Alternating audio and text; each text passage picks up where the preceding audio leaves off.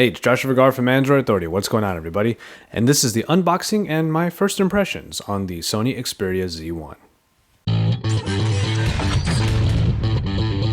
This new offering by Sony was announced back at IFA in Berlin and was definitely one of the most anticipated upcoming devices. It is supposed to take the design philosophy originally started by the Sony Xperia Z and pretty much perfect it. But before we get to the actual device, let's see what's in the box. For the most part, we get the standard fare when it comes to extras, though Sony does make it a point to include screen protectors with their smartphones. These will come in handy, but normally I don't use screen protectors. Under the flap, we find some Sony branded earbuds with extra earpieces, the standard micro USB charging cord, and a plug made for Europe.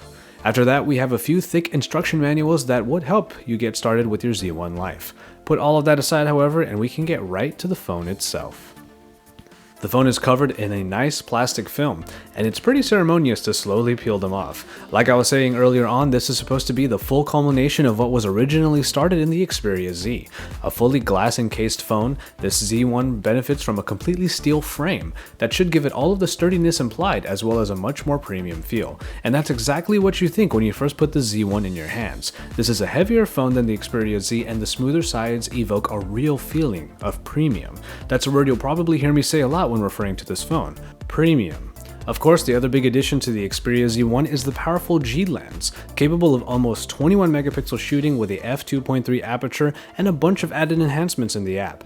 I'm very excited to see how this camera will perform and if the premium keyword holds true for it as well.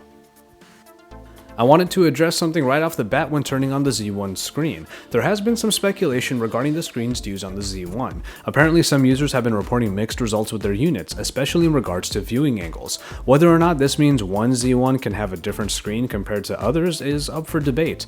But with the unit we're working with, we can only surmise quality based on what is in front of us. That being said, I am initially disappointed in the viewing angles on this particular unit. Sony really missed the mark with the Xperia Z with its horrible viewing angles, and then they redeemed themselves with the much better angles found in the Xperia Z Ultra. But now it seems like they've fallen back a couple steps with the Z1. Its viewing angles are not really horrible, as things are still generally visible, but a gray hue does cast over everything the steeper you get in the angle. For a phone that feels and is supposed to be as premium as this, the display might be its biggest miss. At least in these first impressions, this is the case.